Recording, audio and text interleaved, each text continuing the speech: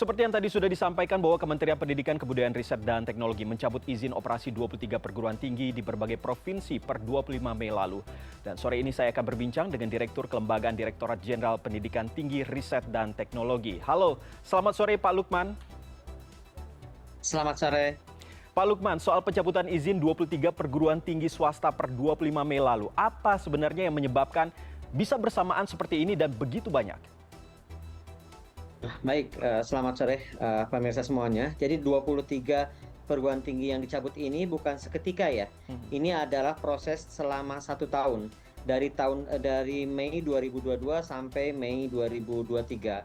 Dan proses itu dilakukan secara bertahap, di mana kami melakukan monitoring dan evaluasi. Kemudian kami juga melakukan evaluasi berdasarkan aduan-aduan yang masuk ke Kemendikbudristek. Saat ini yang masuk melalui kanal resmi Kemendikbudristek ke SIDALI, Sistem Pengendalian Perguruan Tinggi, ada 53 aduan yang berasal dari masyarakat.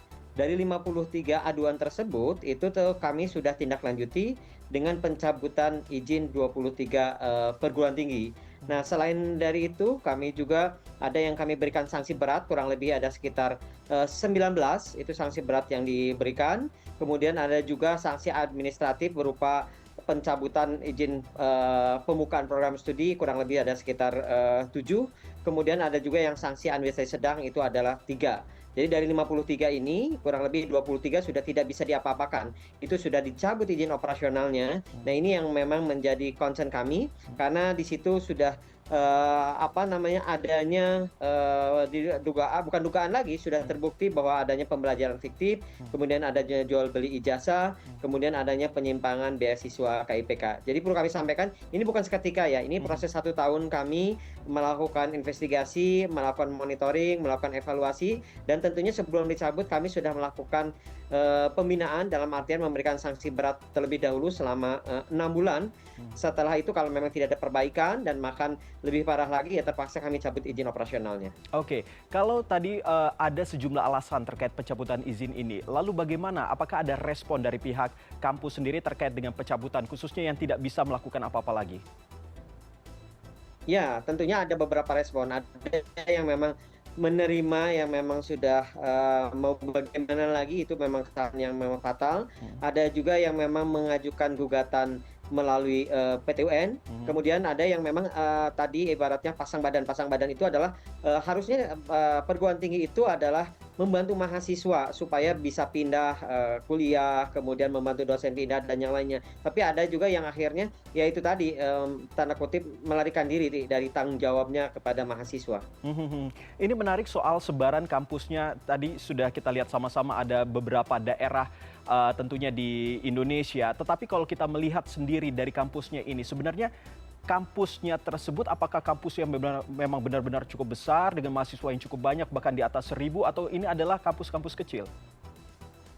Oh iya, bervariasi Mas Iqbal. Jadi saat ini ada yang memang mahasiswanya kurang lebih sekitar 200, 500, bahkan ada satu kampus yang mahasiswanya 6.000 isinya. Oke. Nah, di situ tentunya variasinya juga banyak. Nah, dilihat dari tingkat kesalahannya juga.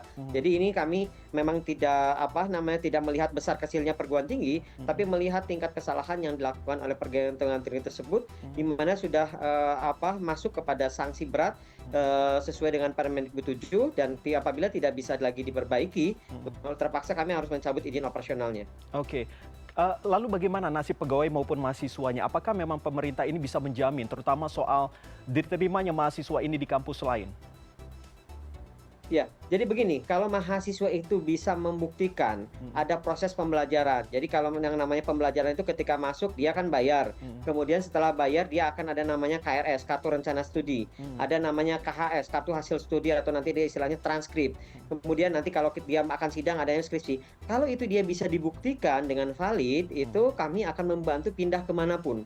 Bahkan saat ini beberapa perguruan tinggi menyatakan diri siap menerima mahasiswa pindahan dari kampus-kampus yang kami nyatakan ditutup.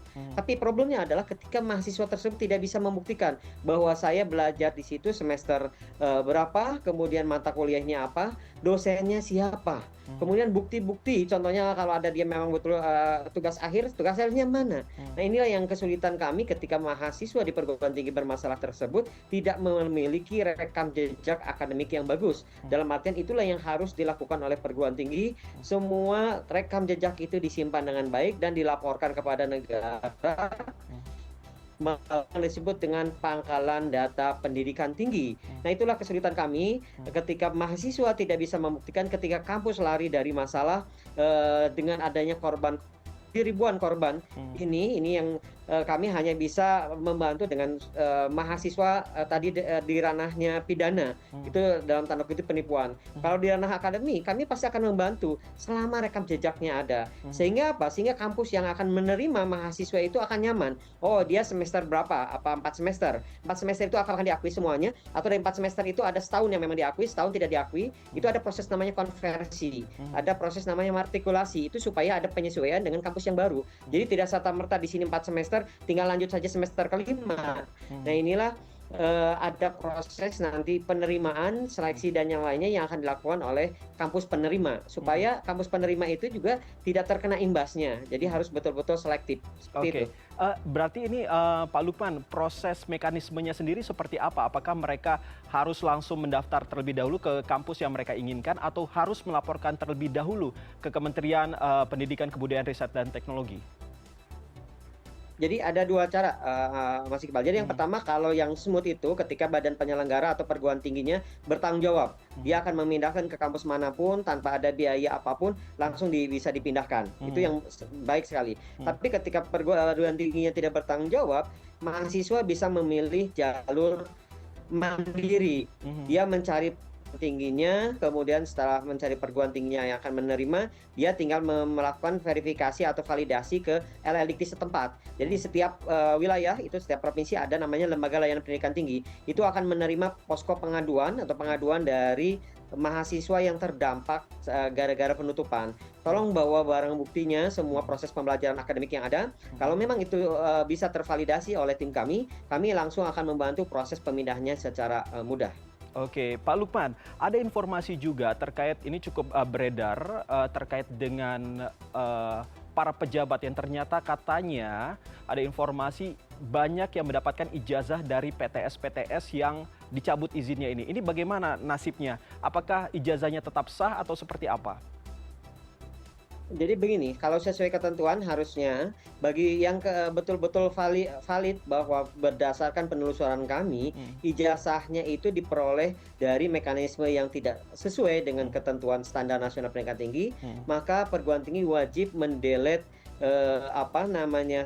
yang bersangkutan dari yang namanya pangkalan data pendidikan tinggi atau istilahnya dibatalkan ijazahnya. Tapi itu yang memang sulit dilakukan ketika perguruan tinggi tersebut sudah tidak ada lagi, sehingga kami sangat berharap ketika orang-orang sudah menggunakan ijazah tersebut di dalam dunia pekerjaan, dia sudah memang stabil dalam pekerjaannya, ya sudah, mudah-mudahan dengan ijazah yang ada itu meskipun tadi diperolehnya tidak baik, dia bisa berkarya dengan baik. Tapi tentunya ketika dia akan melanjutkan lagi sekolah, tidak ada lagi datanya di PDDikti. Kemudian ketika dia kalau ada pindah kerja yang memang akan melihat validitas dari datanya, tentunya tidak ada lagi datanya di PDDikti. Seperti itu. Tapi kami lakukan secara bertahap, dan ini tentunya kami tidak ingin menimbulkan kegaduhan. Jadi itu yang saat ini kami lakukan, dan kami berharap yang ke belakang itu sudah bisa berkarya, sudah bisa memang berkontribusi. Tapi yang ke depan justru yang belum selesai, itulah yang menjadi prioritas kami untuk segera kami tangani. Baik, kalau penutupan ini sebagai tindak lanjut dari laporan masyarakat, kalau tadi Pak Lukman mengatakan ada sekitar 50 laporan, 50-an lebih begitu ya laporan dari warga. Sebenarnya ada berapa kampus lagi yang kini jadi perhatian ataupun sorotan, dan apa yang jadi syarat agar izinnya ini tidak dicabut? Ya, baik, terima kasih. Jadi saat ini yang paling utama dan prioritas adalah pemenuhan standar nasional pendidikan tinggi. Nah, pemenuhan standar nasional pendidikan tinggi itu melalui proses yang disebut dengan akreditasi. Baik itu melalui proses Badan Akreditasi Nasional atau juga melalui proses lembaga akreditasi mandiri. Nah, disitulah akan dilihat bahwa perguruan tinggi tersebut memenuhi standar atau tidak. Nah, oleh karena itu bagi perguruan tinggi mohon mengikuti ketentuan standar nasional pendidikan tinggi dengan mengikuti mekanisme akreditasi dan melaporkan kepada menteri Tapi sesuai dengan SK-nya, ketika menerima SK, di dalam diktum SK itu jelas bahwa melaporkan setiap akhir semester pembelajaran kepada menteri melalui yang disebut dengan Pangkalan Data Pendidikan Tinggi. Sehingga semua rekam jejak pembelajaran dari mahasiswa itu akan diketahui oleh negara. Karena apa? Karena nanti ketika akan wisuda itu akan dicek dan mahasiswa itu akan diberikan nomor PIN, penomoran ijazah nasional, sebagai bagian dari pengakuan negara atas pembelajaran yang sudah dilakukan. Oke. Nah, ini terakhir Pak Lukman, ini jadwal akademik untuk mahasiswa baru ini kan akan berlangsung bulan Agustus nanti nih. Tentunya banyak mahasiswa, calon mahasiswa begitu yang mencari-cari kampus yang tentunya aman, nyaman, dan tentunya terakreditasi. Apa saran Pak Lukman bagi orang tua maupun calon mahasiswa agar tidak mengalami hal serupa? Jadi yang pertama, kami mengingatkan kami itu punya saluran yang namanya Pangkalan Data Pendidikan Tinggi. Di situ bisa dilihat profilnya kalau perguruan tinggi ini status akreditasinya seperti apa. Kemudian program studinya sudah terakreditasi atau belum. Kemudian berapa lama perguruan tinggi tersebut didirikan.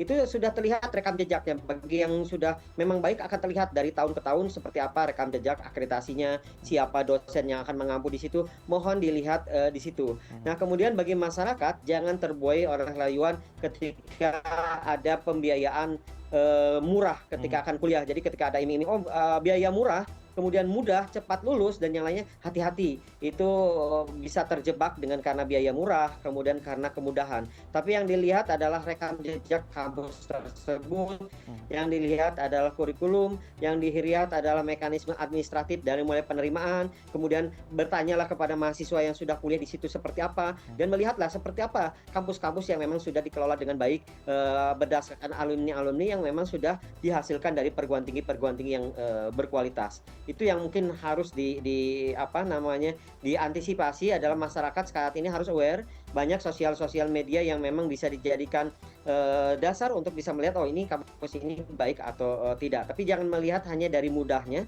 jangan melihat hanya dari murahnya, tapi betul-betul datanya itu adalah valid. Kami dari Kemendikbudristek menyiapkan kanal-kanal, jadi masyarakat bisa melihat kampus ini sehat atau tidak ya. Silakan, kami ini terbuka untuk umum. Baik, terima kasih insight-nya Pak Lukman sudah berbincang dengan kami di CNN Indonesia Connected. Tentunya kita berharap agar masyarakat juga semakin terbuka dan juga tidak teriming-iming dengan harga yang murah dan juga proses yang mudah seperti yang tadi sudah disampaikan oleh Pak Lukman. Pak Lukman, sekali lagi terima kasih dan selamat sore. Selamat sore.